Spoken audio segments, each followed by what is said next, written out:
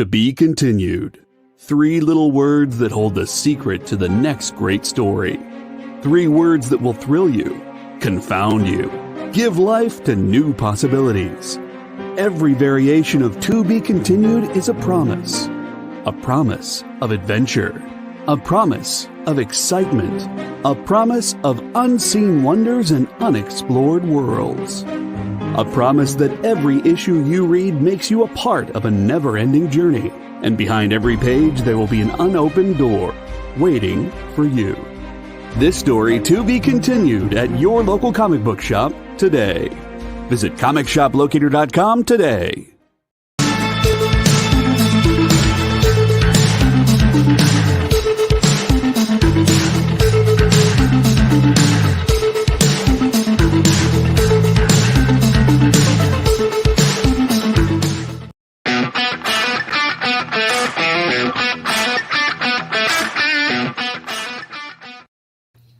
What's up, the internet? It's Kyle. I'm coming to you live from the Bat Cave, which is a cave that houses a large gentleman who fights crime nocturnally. This is Talking Shop. You don't normally see me doing this, but I have a friend I want to introduce you to who makes a comic that is on Kickstarter right now, and so on and so forth. I just had that thing where my brain plays the Windows reset music. So before that happens again, let me bring on the reason why we're here. Creator of Ninja Bear and also loud, bald, bearded man, Mark Mullaney. Are we gonna change the name of the show to like the loud, bald, talking hour or something? Well, so I have a friend who's named Peapod, who is also bald and bearded, and we have a hashtag. Bald and bearded, and then we have the joke is that the bald bearded man is yelling into the abyss because he hosts a podcast too. But isn't Bebop the one who had hair? Rocksteady was the bald rhinoceros. He is a pod. Yes. I'll take. I don't care. Bald bearded men hour. Yes. I'll mishear things just to make Ninja Turtles references from the 80s. That's why. Right. Right, that's fair. But no, Peapod is a vegetable-based, vegetable-named podcaster who does a music podcast. A vegetable-based podcaster. Right, vegetable-named podcaster, yes. So all podcasters are vegetable-based. Yes, it's true. So we can just go round and round and just goof off for the whole hour. But we're here to do a job, so maybe we should. Maybe we should. Mark makes a book called The Ninja Bear, or Ninja Bear without the the. With the yeah. Yeah. And Ninja Bear currently is running a Kickstarter to put out Volume 3, Issue 3. Issue 3, Volume 3. You did the studying, so this is the pop quiz. I'm trying to see if you can get the answers right. If you expected me to study, you're like every teacher I ever had in high school, going to be incredibly disappointed. Yeah, so we're doing a Kickstarter to dual Kickstarter. We're raising money to print the 3rd issue of Ninja Bear, and we're also producing another. We're producing a what we call an action plush, because it's a superhero character, so we don't do stuffed animals. We do action plush. It's right. And this one's the new action plush 2.0. Right. Do we want to show people this early in the show action plush 2.0? Yeah, I mean, I guess I was gonna save it, but like, let's just throw everything out there. We'll make the sound. Like this is $6 million. It's so fluffy. This just came in the mail today. So, I'll tell the backstory. Back in 2017, we did a Kickstarter, the first Ninja Bear Kickstarter, to raise money to produce a line of handmade Ninja Bear plushes, and they did really, really well, to the point where ever since then we've been having people, it's almost like nobody cares about the story that I wrote. It's almost like they just want stuffed animals. So people have been asking about when we're going to have more of them, and ultimately, like, having one person like create, because I think we had this one woman who did it, we commissioned to do it. She produced 60 individual bears for us, and I think she might be dead now. I don't know, but it's not kill her by making her make 60 bears. I think so. We might. What you're implying? That Ninja Bear has committed a homicide? But no, indirectly. But so it's not a sustainable business model to have one poor woman having to sew all of these bears by hand. So we've been trying to figure out like what are their options, and the internet provides. And so we found this company. What's the name here? I want to prep up because they've actually been really good. They're called Stuffed Animal Pros, and they're one of those companies that does like custom plush. Like there's a lot of companies out there that do like send them in a picture of your kid's like crayon drawing and they'll somehow turn it into a stuffed animal. So it's a very expensive, like, custom made plush thing, but there's not many of them that'll actually produce like mass quantities. Like you can actually like go to them as an indie, publisher or whatever and say like, hey, I want merch. Can you produce a whole line of bears and not have me have to sell all of the homes that my family have ever owned? And this company does a really good job with that. And they've been very good in communicating back and forth with my nitpicky notes and things like that. And then it just so happened that the plush showed up today. And to show, let me hold on one second.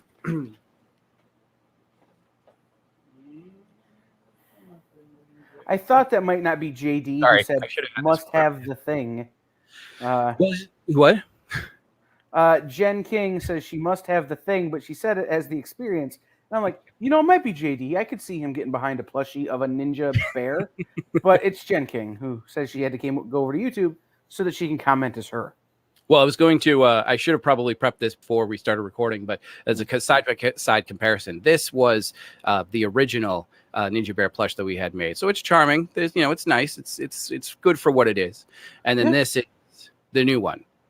So you can see obviously quality has really increased, just sheer, just having a team that does this for a living exclusively, right. Not having someone's aunt do it in her basement. Basically, and it's not to say that, the woman that we had hired, like she did an excellent job, but sure. We're not denigrating what she did, but absolutely not.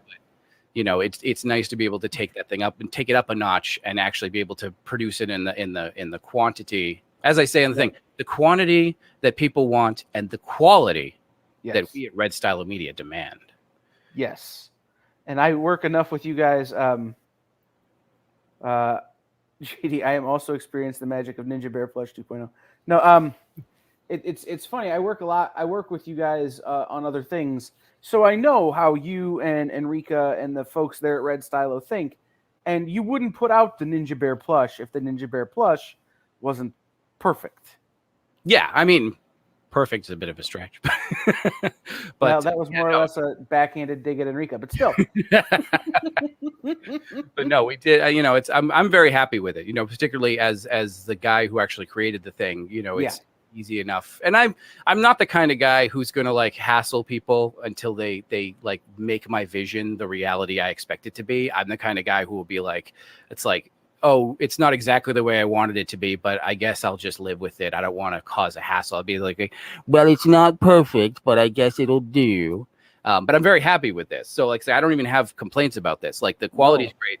And actually, I'll tell you, my son, who is he's not even 2 years old yet. He's going to be 2 in a couple of weeks, about a month. He's been trolling me for the last few months now. I have this like collection behind me of all the Ninja Bear stuff, and every time he sees it, he points to the character and says "mouse, mouse, mouse" because he's trolling me.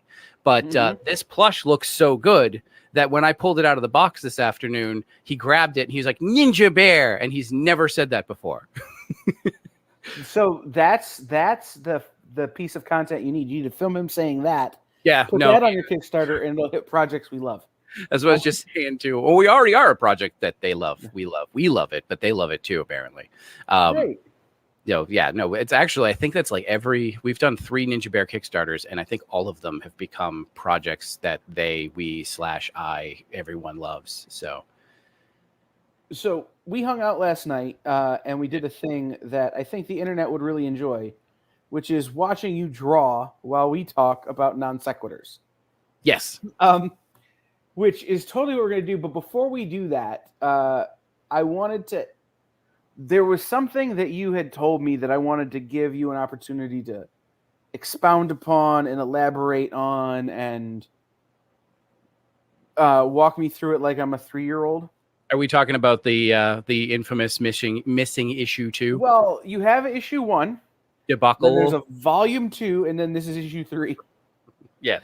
So explain how this is. Explain this, and why is it not saying 1B, C, D? Why is it not trying to count Cyrillic? Well, I'm going to, while we discuss this, I'm actually going to do this if you don't mind. And Oh have yes, do it.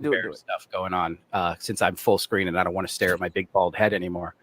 So I will anyway, make your big bald head bigger though. I'm gonna full screen. stay on screen with me. I don't need this to be bigger. Jesus. No. Anyway, so I guess part of it is to kind of there's a bit of a backstory to like the Ninja Bear thing entirely. Ninja Bear was a character that I've been sort of like toying with since college. It's one of those things where it's like, this thing that I used to doodle in my sketchbook a lot. I went to school for animation, so I had a sketchbook with me all the time, and I was, always doodling things. There's a variety of different characters I was, experimenting with, and Ninja Bear was one of them. And I had a series of stories for Ninja Bear, like standalone stories, but I knew that if I ever were to do a Ninja Bear series in the future, I wanted him, it's kind of a Legend of Zelda kind of thing. It's he's on an overarching quest that links everything together, but each issue is sort of a standalone like adventure, like a dungeon or something, like a level. Like it's every individual issue is an episode in and of itself that feeds into the bigger narrative, but that at the end of those 24 pages, that story is wrapped up in a nice little bow, and then we can move on to the next one. So at the time, I didn't know what that overarching story was going to be. I just knew I had a handful of these standalone individual pieces. And then fast forward years later, and I'm like almost a decade into working as a graphic designer for the most part, instead of drawing comics and things. And so I was looking for an excuse to draw something. And I pulled out one of those Ninja Bear stories, and I'm like, the heck with it. I don't care if I don't have like a clear idea, because this is the other thing I always like to, whenever I touch on this, I like to, for any other creatives out there, if you have ideas that you're sort of sitting on because you feel like it's not polished or whatever, just get it out there, because it's like, it's good enough that you can actually execute on it. Just do it and get it out there and then see what happens, because it's not going to do anything just sitting in your brain. So that's what I did with this. I did one of the Ninja Bear stories I wanted to kind of see in reality. It was called Azawaddle's Curse, and it was him fighting a giant fish monster. And I did it as a standalone, and I put it on the internet as you do with things, and people seemed to like it. In particular, Enrica Jang of Red Stylo Media, who I'd been working with for years at that point, producing comics with her. She saw it and she was like, I want to do stuff with that. I want to print that. I want to make a plush. I want to like make an amusement park. And so we haven't got to that third part yet, but we did the first two. When we did the first Kickstarter, that was when I was like, okay, maybe I can actually turn this into a thing. So I actually sat down and worked out like, all right, let me get a better idea of what this overarching thing is going to be. And let me work out like what this make it so it actually would work as a comic book series. And then that's where we got Ninja Bear official #1 Village of the Odo, which was kickstarted back in 2017, because I'm very slow. That's why we're on issue 3 now. Village of the Odo was kickstarted back in 2017, written, illustrated, sent to print. And so then I had two stories. I had this official issue 1, 24-page comic, and then I had this other 12-page story, which I kind of had an idea of where it lived in the chronology of Ninja Bear. And I needed to figure out, because again, I'm a purist. If I'm going to put out an issue, I want it to be a full 24 pages. What I ended up doing is writing another 12-page story that bridged those two. And then that became one half of issue 3. So there is technically an issue 3 that's just never seen print. Issue 3 consists of two 12-page stories: Ninja Bear in Out of Darkness and Ninja Bear Azawaddle's Curse. And they work together to bridge the events of issue #1 to Azawaddle's Curse, and then kind of brings us now into the issue that we're actually trying to Kickstarter to have printed now, which is issue #3. But when it came time to consider printing issue 2, everybody had already seen one half of it since 2016. So it didn't make much sense to put effort into trying to print just that by itself. Where's the motivation if we're going to do a Kickstarter? That's what we did last year for this. So what we ended up doing was deciding, let's wrap up all of this stuff, since now I kind of have a better idea of where this series is going to go, and I actually can like start actually doing it properly. Let's sort of wrap up the last couple of years and do volume 1 that sort of puts a bookend on the previous kind of prep stuff I had done and sort of kicks off now with number 3, where everything's a lot, like story-wise, everything's a lot more solid, and I'm sort of moving in a specific direction and treating it more like a proper series, if any of that makes sense. Feel free, Kyle, to tell me if I'm rambling too much. I'm just sitting there going, so you have issue 1, then you have issue 2A and issue 2B. Yes. Or and not. Now this is issue 3.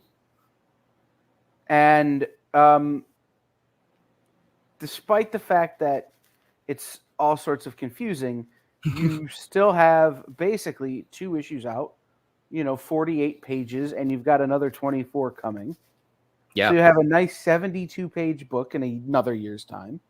Well, that's the thing too. And it's volume 1 that we put out last year, which is available through our current Kickstarter if you want to grab a copy and like get yourself caught up with the story, if you care. It's 80 pages of stuff, like, because it's 3 Ninja Bear stories, 1 24-page story, 2 individual 12-page stories that make up issue 2. And then there's another like 3-page short that I had done a year previous. And then there's a whole bunch of like, I just kind of packed the rest of the book, with all this kind of like bonus. I have these really great pinup pieces that were done by some friends of mine that I had, gotten to do some illustrations of Ninja Bear in over the previous years. So those are in there. And then there's a whole gallery of like all this behind the scenes stuff where I go into detail about everything I just kind of like rambled about the last 10 minutes here. All this like behind the scenes sketches and notes and things like that, explaining sort of where ideas came from and how they evolved, which, is personally, and I can't speak for everybody in the comic book industry, but like, for me, whenever I get like a trade or something and it's got that kind of gallery of behind the scenes stuff in the back, that's always my favorite part, is to being able to read, where the ideas came from and being able to see the early sketches and exploration of the characters that you ended up reading in the previous story. So, I don't know if that interests anybody else, but I got it out there. So Richard Ship is in the comments. What's up, people? Ship, go back Mark's Kickstarter. He is your neighbor. We will. So let's switch over and let's draw some things. Because how do you want to do that? I promised live drawing. Go ahead and just share that screen. Oh, see, in thing. Oh, here we go. Yeah, in StreamYard. StreamYard has new things I'm not familiar with. Mm-hmm. So Mark and I were on the cutting edge of StreamYard together for a while in October of last year. Well, you were on the cutting edge, and I was kind of like tagging along, like, where are we going today, Kyle? Huh? What's going on? Oh, boy. See, and now we just go like this, and there is the page. Hey, and there's the page. We can watch him drive. We can watch him draw. Yes. Watch me draw while I ramble. Yes. Can you zoom in? So. Yeah, I'm just transitioning my camera back. No, you're good, man. I'm going to zoom in as I'm. Remember, as we discussed last night, is the zooming in on stuff as to the point where you couldn't tell what the heck I was doing. It's true. See? Yeah. Doing that again. Yeah. And this is kind of like a genie. This is the great part too, because this is the most embarrassing part of the drawing process for me, is where you get to see me rough out stuff and realize, like, oh, he doesn't really know what he's doing. Yeah, I mean, so you can kind of see the figure that. Tell everybody who the big genie-looking guy is, the guy with the tail. Okay, so I'll tell you about. So in Ninja Bear, so as I said, that our overarching story that I didn't know about until a couple of years ago. So Ninja Bear has he has his sensei, his teacher, whatever you want to call it, master, whatever. He is he's called the Master, which is this issue number 3 is the Master's Journey, and his teacher, his master, disappears one night, and Ninja Bear finds, at their encampment where they live and train, he comes out one evening to find his master seems to be gone. And when he comes out to his tent, you can see this in issue number 1. There's a flashback sequence. You see he finds this strange shadowy figure called the Black Mage is there. and there's no sign of what happened to his teacher, his master. And so that's sort of the catalyst. He fights the Black Mage. The Black Mage beats him, and that sets Ninja Bear on his quest to try to find, just to get revenge on the Black Mage and discover what happened to his teacher. And this issue here, issue 3, is where we do another like flashback kind of thing where we get to see how Ninja Bear and his master came to meet, and how the Black Mage got tied into all of this. And this charming looking individual right here is the Black Mage in the past. He has a different form in the present of the story, but in the past, when the master comes across him, he looks like this, kind of inspired by Pumpkinhead. He's got some Venom / Carnage in there. Yeah, there's a little bit of that too. That I think was more because he's sort of an amorphous, like gaseous figure. I think any Right. amorphous, muscular yet structurally unsound villain is going to have like a Venom Carnage kind of vibe to it. They all look like the same, like people from Sweden. Are you saying people from Sweden all look the same, or Yes. people from Sweden all look like Carnage? They all look the same. Not like Carnage. Well, no, I guess not. No. Could they? Imagine if it was like a whole country of people that just looked like Venom or Carnage. Isn't that kind of the first? Isn't that kind of the whole premise of what Donny Cates and Ryan Stegman just did? There's a whole planet of them. Yeah, Ship, you can purchase Volume 1 as part of a Kickstarter running now. Link in the comments. What was that? Richard Ship wanted to know how he could buy Volume 1. Oh, and yeah. it's in the Kickstarter right now. You can get Is it. there any way we can like share the Kickstarter link on here? The link is already in the comments. Oh, it is. Okay. Yeah. So yeah, go check out. We're actually I'm going to Boom. I'm gonna like panhandle a little bit here or whatever, but we're not quite where we need to be, and I'm not sure why. I think part of it is the fact that I have a full-time job outside of this and a child, and that does not lend itself to comics, especially indie comics that aren't your full-time job. So we do need to like kind of hit some goals. The Kickstarter is going to be ending. Was it 6 days? Yeah, it's on the 29th. What day is that next week? That is. Look Let at me that. open a calendar because I don't know what today is. It's a week from today. Thursday. Yeah. So yeah, I guess 1 week from now. now. So I'm going to be doing a lot now that I have this guy. I don't know if anybody can still see me. Now that I have this guy, I'm going to be posting. I can put you back on screen. Hold on. Now that I Okay. have this guy in my clutches, I squeeze him. I'm going to be doing a lot more showing him off, so if you want to get a better look at that, you can follow the Kickstarter and decide if you want to do like one of those last minute pledges just to like, maybe I'll like sit on a live during the last like hour so everybody can watch me physically sweat while we wait for like, so somebody who wants to just like enjoy watching me suffer can like, post the final bit of money at the very last second. If you do that, me and Enrico will be there just for Exactly. the suffering No, it's part. and I Just honestly for the Schadenfreude. I should honestly do my marketing should be entirely based on watching me squirm, because I think people would enjoy that. Just be like, oh, watch that chubby bald man sweat as he wonders if his dreams are gonna come true. Ninja Bear, the comic funded by Schadenfreude. Yes.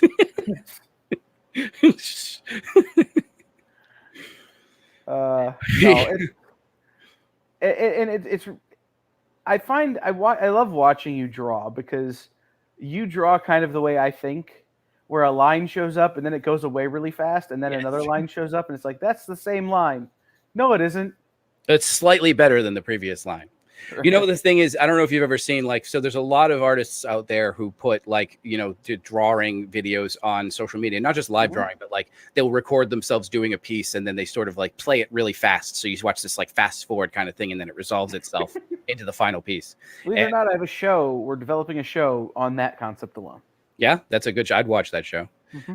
But because the thing about that is that when you actually do it, you realize like, oh, wow. Because I've watched people do that and I'm like, wow, these people are fantastic artists. I wish I was as confident as they were. And then I've done that with my own work since. And I realized like, oh, anybody whose stuff is sped up 10 times, they look really confident. But as I said last night, what? No, I was going we're to say. developing a whole show where it's just, those things where it's like 4 hours of satisfying videos. Like Oh, yeah. like Like on a YouTube. visual ASMR kind of thing. Yes, that's what we're working on. Good. with our artist friends. It's better than like watching people like smush cakes or something. That makes me uncomfortable. True. But no, it's like I was saying last night, and I'll say it again because we have an actual audience tonight. Is the I like do like the old man thing of like, I can't believe these kids love to sit on YouTube and watch other people play video games. When I was a kid, you wanted to play the video games. Having to watch somebody and wait your turn was the worst part of video games. But like the amount of time I'll spend online watching other artists draw when I could be drawing myself, then you realize like, oh, I'm no better than they are. So are we ready to start inking this? In a moment. Don't rush me. Sorry. If your editor's not here to yell at you, your friends have to be. Yes, I need somebody to yell at me. It's what makes me get stuff done. Honestly, if it wasn't for people yelling at me to get stuff done, I would probably never get anything done. See, this is where I cheat because like I got to make sure the scale of the characters is right compared to each other, and stuff. Make sure everything's so. I don't know if you've had other artists on here who will talk about, but silhouette is one of the most important things when it comes to doing a character pose. If anybody cares about technique stuff, you want to make sure that your character, what they're doing, reads. If I were to just make this completely solid black silhouette, you'd still want to be able to tell what they're actually doing in order to make sure that your pose is really strong. And again, not to say that I'm an expert at any of this, but that's the rules that you're supposed to live by. Sure. You say so. You're the artist, man. I mean, in quotes. Put that in quotes. I'm just the guy who shows up and occasionally makes fart jokes on the internet. A lot of people make fart jokes on the internet. It's like 90, like the internet is it's like 75% fart jokes, 25% cat videos. Yeah. Mm-hmm. Seems about right. I did the math, Yeah, no, it's just, you're inking, which is the part where I start to get fascinated. Yeah. Yeah. If you're fascinated now, you should watch me ink on actual paper. It's funny, the first Ninja Bear comic, As a Waddle's Curse, was done on paper because, again, the purist in me was like, I'm going to do it. And again, that's where it comes down to doing it for fun. When I have to do it because it needs to get done in any specific amount of time, I'll do it digitally because it's so much faster. But if I can do it on my own time and nobody's like expecting it to be finished at any point, then I'll have the confidence to do it on paper because I have the opportunity to like experiment and take my time. Like doing it on paper, when you don't work physically majority of the time, and like as I said, like I have a day job, like I'm doing like animation and graphic design. So I spend all of my time in front of a computer, and it's just so much easier and faster for me to do things digitally than it is to do things physically. So I only do it for funsies, but you should see me ink for real. It just becomes a big mess. But it's for me, inking is a lot of fun. It's nice to be able to like start to just put big swaths of black across a page and start to fill stuff out. To me, it's like, for a lot, there's some artists I like where I love to see their pencil work before they ink it and clean it up, because there's a lot of character, there's a lot of elements to a sketch that you just can't preserve in ink. And obviously, like you have to just kind of ink it and clean it up, and whether it's animation or comics or whatever, the illustration has to be cleaned up to be put out. But there is a charming element to sketches, some artists in particular, though I can't think of any, so don't ask me to name any off the top of my head. I don't put myself in that category, but there's a lot of charm to a rough sketch before things get locked down, and you can see there's like a lot of, there's a lot of innate like character and motion, to certain sketches, which there's a little part of me that feels sad when it gets inked and that goes away. But yeah, but then you get the nice black outlines and the colors come next, which give you that motion back. Well, that was when I was in college, and I was really digging into being, because like, a little unnecessary background information. Like when I was in high school, I was that guy who drew comics all the time. And honestly, when it came to mainstream comics, I didn't know that there was such a thing really as like indie comics. It just never like occurred to me. I knew there was like superhero stuff with like Marvel and DC. And that's not really, I like some of that stuff, but that's not really my thing so much. I like other kinds of stuff, more like kind of experimental or outsider kind of comics. And when I was in high school, it just never really, and I mean, I was aware that there was like old school comics like Popeye and stuff like that were like comic strips or like comic books, but for some reason it never clicked in my head that like anybody in this day and age cared about that stuff. I was just assumed, not being a big comic book nerd, that it was all Supermen's and X-Men's and various types of men's and some ladies thrown in there just for good measure. But then obviously I towards the end of high school, I learned like, oh, I'm an idiot. There's a lot of other kinds of stuff. Oh, did I get that long, huh? Yeah, no, I'm, again, not the sharpest tool in the drawer, but, when I was in college, I got really into like, kind of the, alternative comics, like, like Milk and Cheese, or like Johnny the Homicidal Maniac. That was one of my favorites as a creepy goth kid. Note the skeletons on my shirt tonight. I have to close this and reopen it. Remember how this happened last night? Mm-hmm. Yeah, sometimes for some reason Photoshop, like the viewer stops working for me and I have to like shut it down. You and I had a long discussion last night about my need for a new graphics card, which I think would fix that, but I don't know for sure. But anyway, I had a point to what I was saying, and it was, oh yes. So when I actually started getting into like making my own comics and stuff, one of the things I love to do is just grab like a Sharpie and just fill as much of the page with just black ink as I could, because I just thought it looked good. Now, not so much. Yeah. I know a lot of artists who start off that way. Where it's just, let's just throw Sharpie at the page. Well, I think there's an element of it where if you're not confident in your line and your structure and your shapes and stuff like that, like there's a lot you can hide and like use like a lot of thick black Sharpie or any kind of whatever ink you're using to kind of hide things that you're not proud of or confident in. It hides your secrets from the viewing public. And I think at least that was an element of it for me. I don't know if other artists are as insecure as I am, but at least young prepubescent Mark was. Post-pubescent Mark is just tired.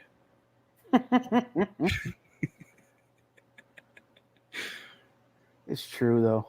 But so what made you decide that you wanted to go into illustration, or you wanted to go into, drawing and design?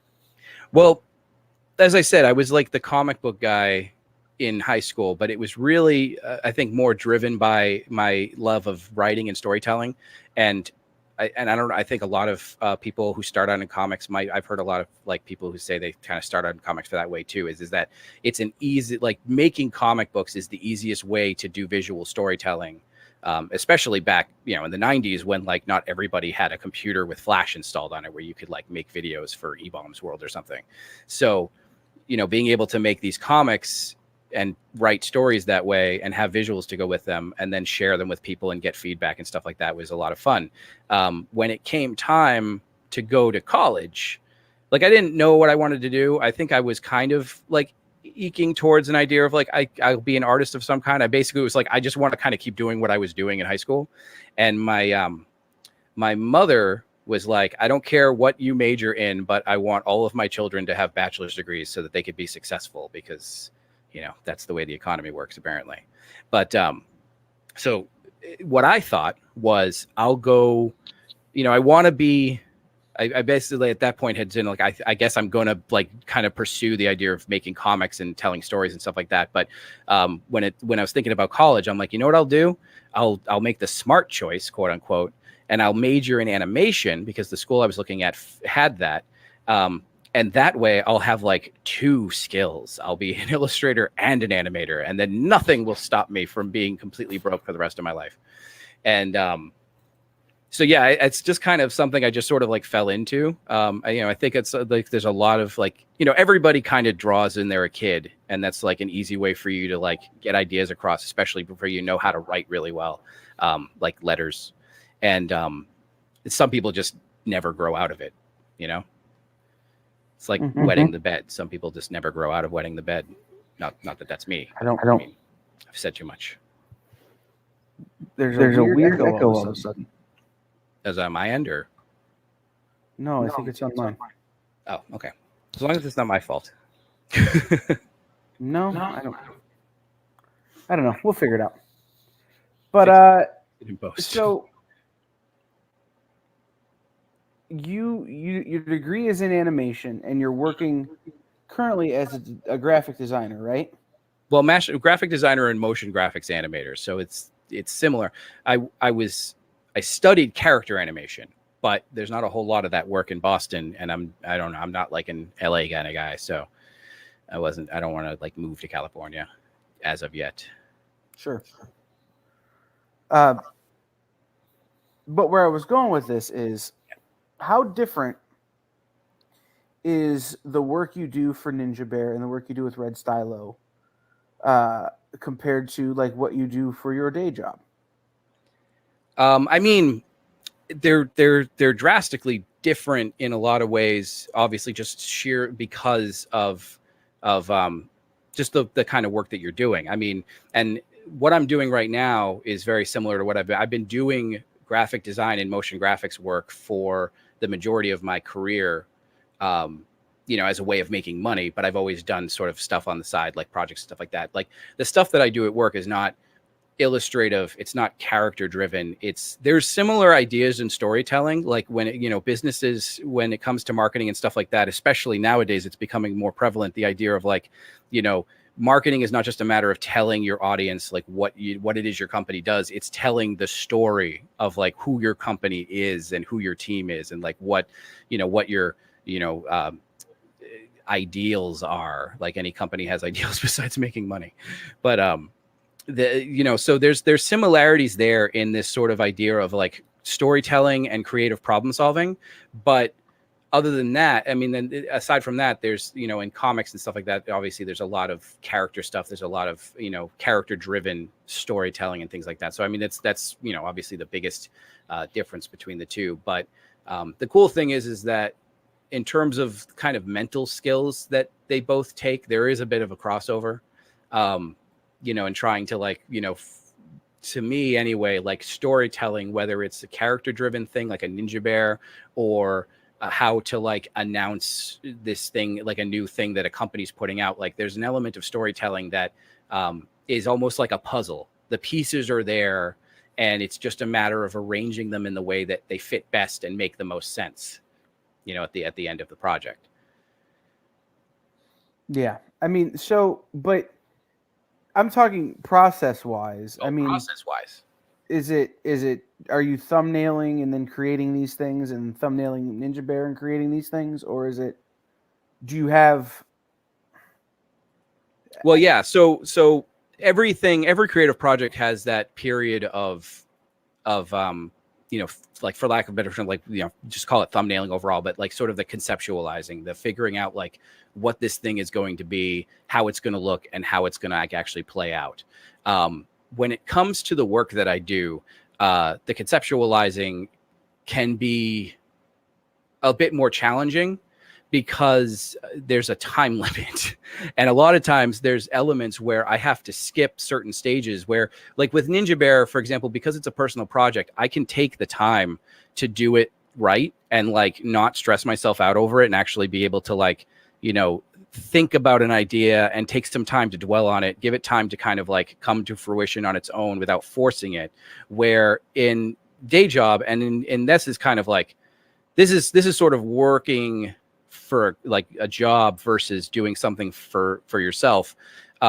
Even with, whether it's my day job or even the work that I do with Red Stylo and stuff like that, like there is this element of like, this needs to be done in a certain time frame. So you have to approach it from the smartest, work smarter, not harder kind of way. So there's a lot of like steps that you skip over. So like with Ninja Bear, I'll take a lot of time to like, figure out like, what is this scene going to look like? What is this character going to look like this version right here of this Black Mage character. Like I've been agonizing over how he's going to look for a while before I started drawing and, the actual comic. because I wanted them to look a specific way, and I just wasn't. It took me a while to nail that.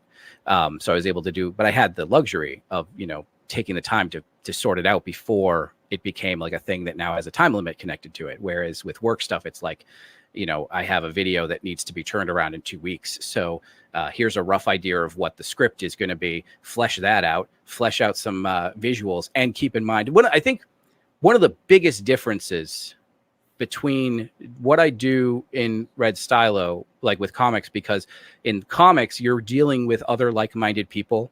Like even Enrica, who like she can't draw herself, but she's a writer, she's an artist, she has an artistic mind, and she's familiar with the format. So like you can show her, terrible thumbnails, and she can look at those next to a script and be able to get an idea of where you're going and being able to tell you like, is this going to work or not?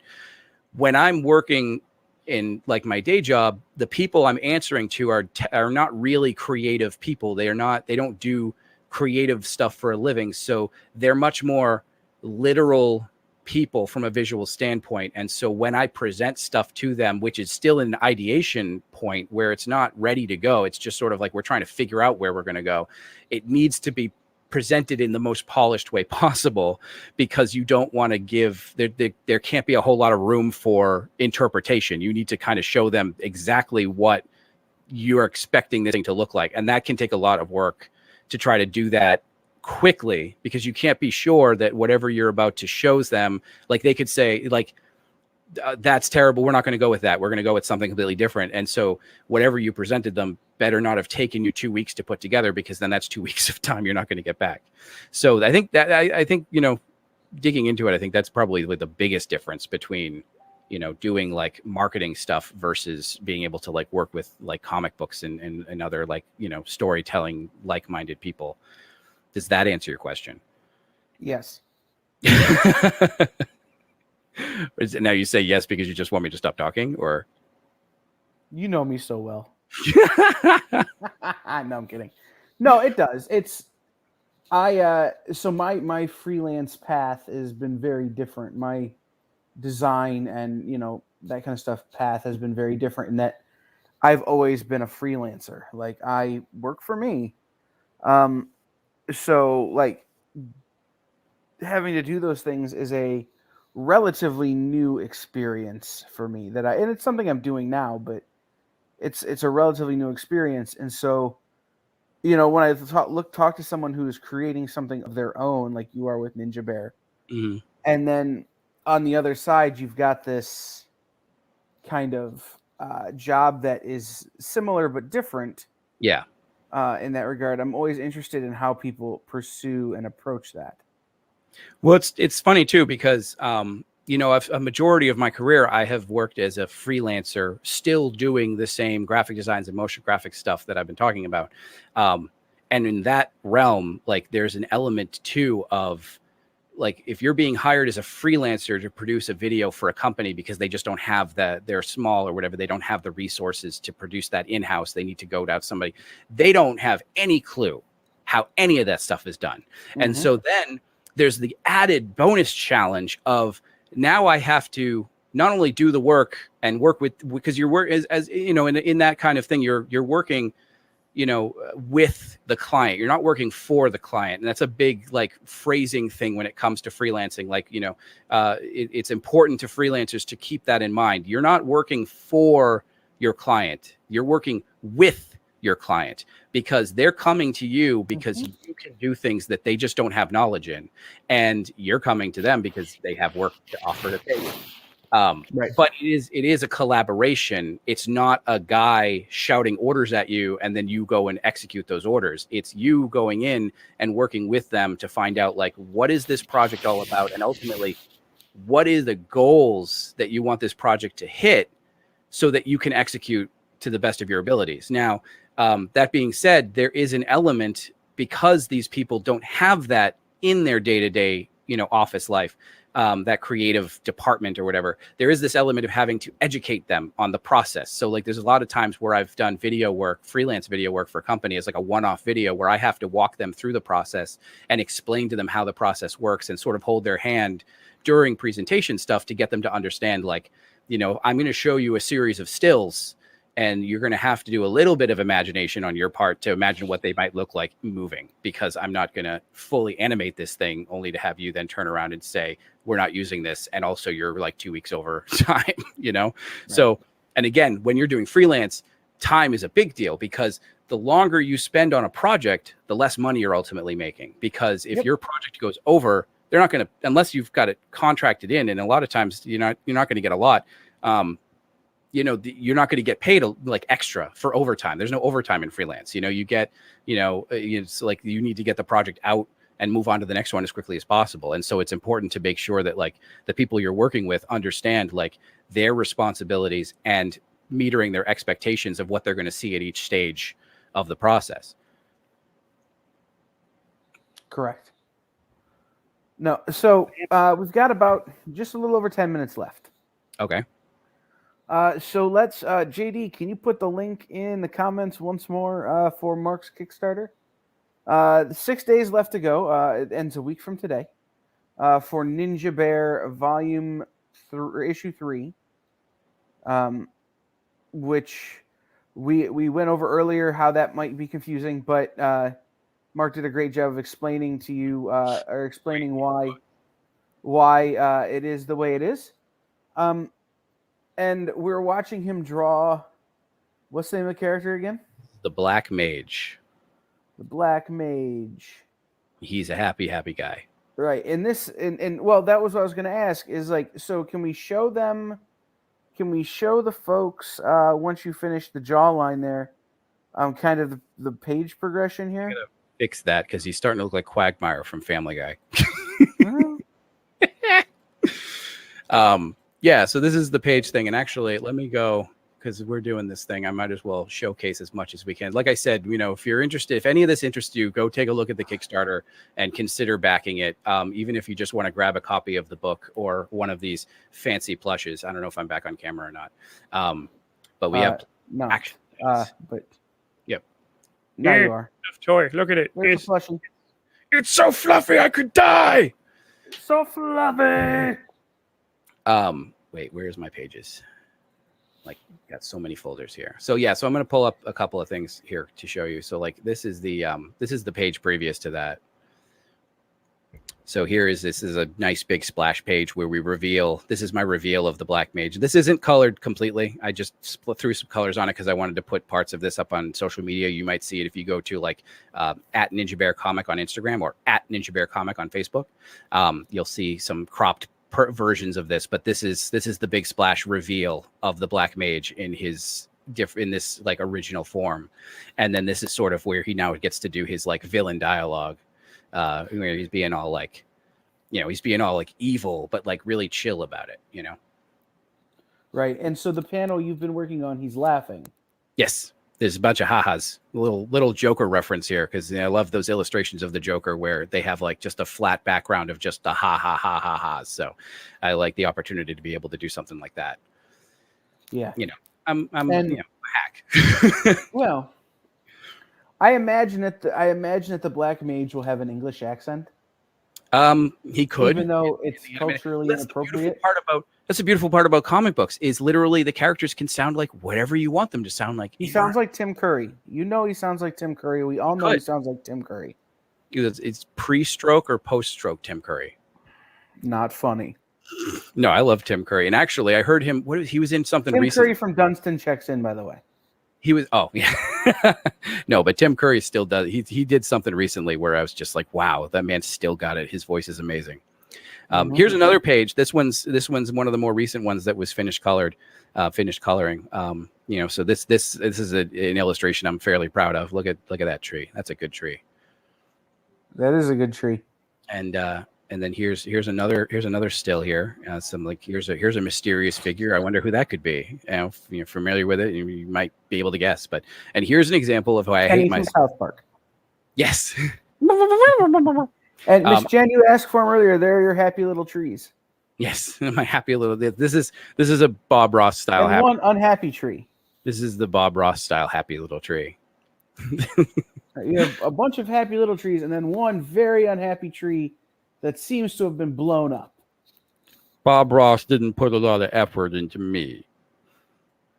And then here's a panel that shows how much I hate myself because I'm going to make myself color this. So that's fun. That's when you leave black and white. Just a random line art page. It's the only one that's going to be just black and white, and I'll just be like, it's artistic. I'll call it like a special variant. Right. And it's a then half splash that's only black and white. Yeah. Here's some other. This is another thing we talked about last night. Is we talked about like the process of making comics, and like, you know, all comic artists start out with like roughing out, you know, thumbnails, and they do thumbnails of varying levels of quality, myself included. Like, so like here's a page, for example, that's in its rough state. I'm going to be working on this very soon. I'm also going to be, if you follow at Ninja Bear Comic on Instagram or at Ninja Bear Comic on Facebook, I've been like doing secret live streams at night of drawing these pages. So if you ever want to watch more of this without listening to me babble, you can do that. But so like, here's a page that you can pretty much see what's happening. It's pretty clear what the action is. And then just juxtaposition like we did last night, Kyle. Here is another thumbnail where only I know what's happening. It's true. Feel free to guess what any of these panels could be representing. Well, that one's a Ninja Bear, and that other one's a Ninja Bear. That these three don't, even though you thought this last one was just a topographical illustration of America. Well, because the top right-hand corner looks vaguely like Maine. I suppose. I mean, Ninja Bear is getting very Five Will Goes West in that last panel. Yeah, no, it is. He's basically, now it's going to just be Five Will Goes West, and he's going to hang out with Dom DeLuise, and it's going to be... Actually, that's the voice of the Black Mage. It's Dom DeLuise. You said Dom DeLuise, and I heard Dom Rickles. Yeah. No, Don Rickles will What, be you the... a ninja and a bear? I don't understand.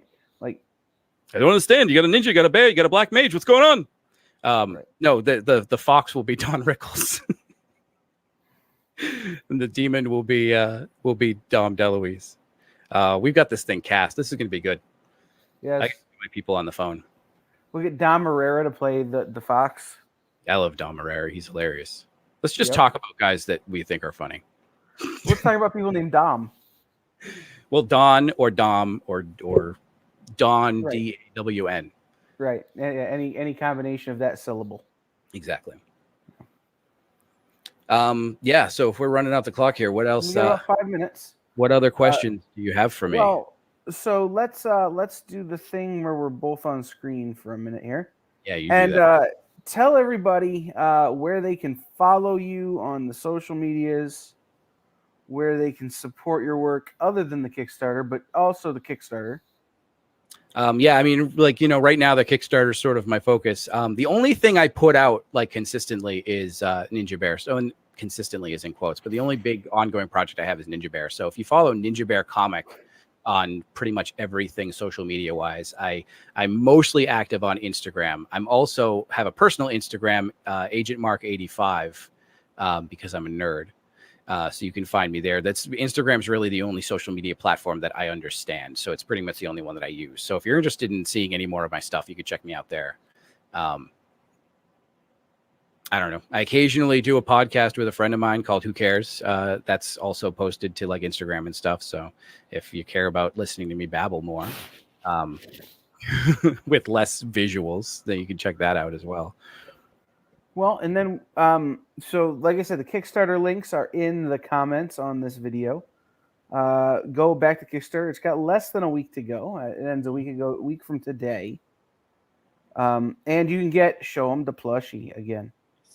One of the things you can get is this guy. I ordered Action one. plush. Action plush. Look, I'm an adult. But yeah, no, check out. I mean, like, I do urge everybody, because like I said, we're a little behind where we want to be for this last week. So I urge everybody to at least go and look at the Kickstarter page, you know, and then if you feel your finger itching towards that pledge button, feel free to do it. If you feel that it looks like something that like somebody in your family might like, you can share it with them. Despite the horrific nature of the monster I've been illustrating during this talk, Ninja Bear is an all ages friendly series. And it's actually interesting because Ninja Bear as a character, he does not ever speak. There's no dialogue. So all of his communication is done visually, which I think really connects with the younger readers who may not be great with their words like I am. And, so it's I think makes it slightly more accessible to a wider audience. So, check it out for that reason too. But if you check out the Kickstarter and there's any questions that you may have that might push you in the direction of hitting the pledge button, feel free to comment on the Kickstarter campaign or hunt me down on Instagram. Like I said, that's where I spend most of my time. So Ninja Bear Comic or Agent Mark 85 on Instagram. You can hunt me down there and ask me questions directly about anything about the Kickstarter that might, you feel like I might be doing wrong and I could do to improve. So is there a retailer level on your Kickstarter? No, we did that for volume 1 last year. And, there was a couple of people interested, but we didn't. We talked about doing it this time, and basically were said that we would wait and see what the response was, because the last year we did the retailer level, we added it in after a couple of retailers reached out to us. So we figured we'd wait and see. Well, I know there are a couple of retailers here who have reached out to me since we've gone live and said, hey, tell them to add a retailer level. I will talk to my publisher about that. She loves retailer levels. They're her favorite. I will talk to your publisher about it too and make sure she makes you do it. Let's do it separately, though, in text messages to really stress her out. Right, but in the same group chat. No, separate texts. So she's like getting pinged by you while I'm pinging her, and then she has to jump back and forth and doesn't know what's happening. That's how you win. Okay, that's fair. I'm good with that. So everybody head over to Kickstarter for Ninja Bear. Links are in the comments. I'm going to ask everyone one question they couldn't possibly be prepared for. Okay. If you were stuck on a desert island with one record, one book, and one movie, what would you choose? I have multiple answers to that question. None of them I'm proud of. Yeah, honestly, I think movie-wise, there's a variety of different movies I would be happy with, especially anything with DVD commentary. I suppose maybe Evil Dead version 1 would be something I could enjoy watching over and over again. Variety of bad movies. I mean, all kinds of stuff. But I think maybe I'll throw Evil Dead out there because that's a fun one. Just in terms of, the creativity that went into making that movie. I love dissecting every scene in that. Right. Book-wise, I don't know. There's a lot of Ninja Bear Volume 1? Like to reread. No, not that one. No, that's no,